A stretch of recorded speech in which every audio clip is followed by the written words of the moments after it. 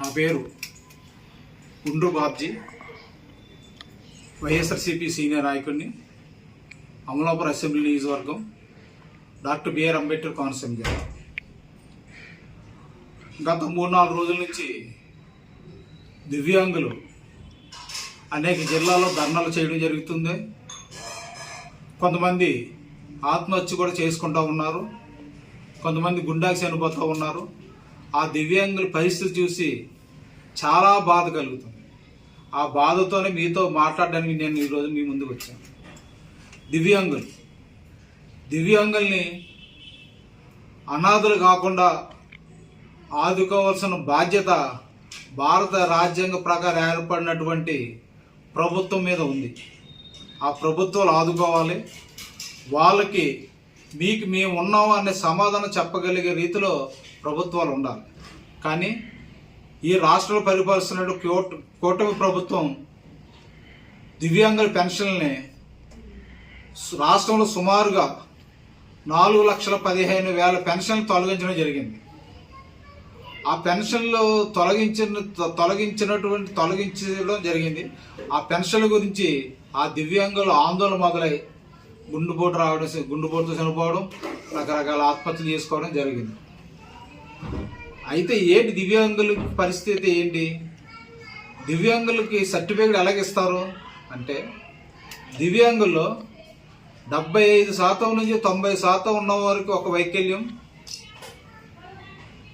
ఆ వైకల్యాన్ని 56%గా కూటమి ప్రభుత్వం చూపిస్తూ ఉంది. 55% ఉన్నటువంటి వైకల్యాన్ని 46-47%గా చూపిస్తూ ఉంది. 45% ఉన్న వాళ్ళని 40-45% ఉన్న వాళ్ళని అందరూ కూడా 20%-30% వైకల్యం ఉన్నట్టు చూపించి 40-45% ఉన్న వాళ్ళు దివ్యాంగులు అందరిని కూడా పెన్షన్ నుంచి తొలగించడం జరుగుతుంది. నేను కూటమి ప్రభుత్వం ఒకటే చెప్పదలుచుకున్నా, మీరు 2014 నుంచి 2019 వరకు మీరు పరిపాలించారు కదా. పరిపాలించబడినప్పుడు మీరు ఎవరికైతే దివ్యాంగులు పెన్షన్లు ఇచ్చారో ఆ పెన్షన్ని 2019 నుంచి అధికారంలో వచ్చినటువంటి వైఎస్ జగన్మోహన్ రెడ్డి గారు ఒక్క పెన్షన్ కూడా తొలగించకపోగా ఇంకా ఎవరైనా దివ్యాంగులు ఉంటే వాళ్ళని మానవతా దృక్పథంతో మనం ఆదుకోవాలి, వాళ్ళకి సరైన అవకాశాలు కల్పించాలనే ఉద్దేశంతోనే వైఎస్ జగన్మోహన్ రెడ్డి గారు ఇంకా అనేకమైనటువంటి దివ్యాంగులు పెన్షన్లు ఇవ్వడం జరిగింది. ఇప్పుడు అధికారంలో వచ్చి కూటమి ప్రభుత్వం పనిగట్టుకుని వైఎస్ జగన్మోహన్ రెడ్డి గారు ఇచ్చినటువంటి పెన్షన్ని అన్నీ కూడా వైకల్యం తక్కువ చూపించి మిమ్మల్ని తీసేస్తున్నామని చెప్పి తీయడం జరుగుతూ ఉంది. నేను అడుగుతున్నా ఈ కూటమి ప్రభుత్వాన్ని, అంటే వైఎస్ జగన్మోహన్ రెడ్డి ముఖ్యమంత్రిగా ఉన్నప్పుడు ఇచ్చినటువంటి డాక్టర్లు తప్పుడు సర్టిఫికేట్ ఇచ్చారా? ఇస్తే వాళ్ళ మీద మీరు ఏమైనా యాక్షన్ తీసుకుంటారా చెప్పాల్సిన అవసరం ఉంది. ఏ డాక్టర్ అయినా ఉన్న వైకల్యం ఎంత ఉందో అంతే ఇస్తారు. కానీ ఇప్పుడు మీరు తక్కువ ఎందుకు చూపిస్తున్నారు? తక్కువ చూపించి వాళ్ళకి అన్యాయం చేస్తున్నారు కదా. మీరు అలా తీసేయడం ద్వారా స్థానిక సచివాలయాల ద్వారా ఎవరు దివ్యాంగులు ఉన్నారో వాళ్ళందరికీ కూడా నోటీసులు ఇస్తా ఉన్నారు. ఆ నోటీసులు అందుకున్నటువంటి దివ్యాంగులు వాళ్ళు క్షోభకు గురై ఆత్మహత్య చేసుకోవడం, గుండెపోటుతో చనిపోవడం జరుగుతూ ఉంది. చాలా బాధాకరం. వాళ్ళని భారత రాజ్యాంగం ప్రకారం ఆదుకోవాల్సిన ప్రభుత్వాలే వాళ్ళు పెన్షన్ కట్ చేసి వాళ్ళ సాగుకి ఒక విధంగా కారణం అవుతున్నారు.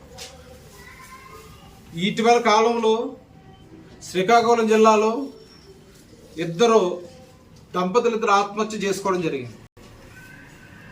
మా అమలాపురం నియోజకవర్గంలో అమలాపురం పట్టణానికి చెందినటువంటి 17వ వార్డులో మెండు గంగాబాబు అన్న ఆమె చనిపోవడం జరిగింది. ఆమెకి పక్షవాతం వచ్చింది. పక్షవాతం వచ్చిన తర్వాత ఆమె యొక్క కిడ్నీలు కూడా పాడైపోయినాయి. ఆ పెన్షన్ అందుకుంటుంటే ఆ పెన్షన్ని నీ పెన్షన్ తొలగిస్తున్నాం అని చెప్పేసి పెన్షన్ ఆపేసి నోటీసులు జారీ చేయడం జరిగింది. దానికి ఆందోళన చెంది ఆమెకి చనిపోవడం జరిగింది. ఆమె కాదు, అన్నమయ్య జిల్లాలో ప్రతి చోట చాలామంది చనిపోయారు. నేను ఈ ప్రభుత్వాన్ని ఒకటే డిమాండ్ చేస్తా ఉన్నా, రాష్ట్రంలో చనిపోయినటువంటి దివ్యాంగులు ఎవరైతే ఉన్నారో ఆ యొక్క ప్రతి కుటుంబానికి 50 లక్షల రూపాయలు చొప్పున ఎక్స్గ్రేషియో ప్రకటించాలి. ఎందుకు ఈ మాట అంటున్నానంటే, మెండు గంగాబాబు భర్త గారు కూడా 1 సంవత్సరం కింద చనిపోయారు. వాళ్ళకి ఒక పిల్లోడు ఉన్నాడు. ఆ పిల్లోడికి ఆధారం లేదు. కాబట్టి ఆ పిల్లోడిని ఆదుకోవాల్సిన అవసరం ఈ ప్రభుత్వం మీద ఉంది. ప్రతి దివ్యాంగుడు చనిపోయిన ప్రతి దివ్యాంగుడికి 50 లక్షల రూపాయలు చొప్పున నష్టపరిహారం చెల్లించాలని చెప్పి కోరుతూ ఉన్నాం. మీరు కనుక ఉన్నటువంటి దివ్యాంగులకి మీరు వాళ్ళ యొక్క పెన్షన్లు పునరుద్ధరించకపోతే రాష్ట్రంలో ఉన్నటువంటి దివ్యాంగులందరినీ కలుపుకుని పెద్ద నిరసన కార్యక్రమం చేపట్టడానికి కూడా మేము సిద్ధంగా ఉన్నామని తెలియజేస్తూ ఉన్నాం. Thank you very much.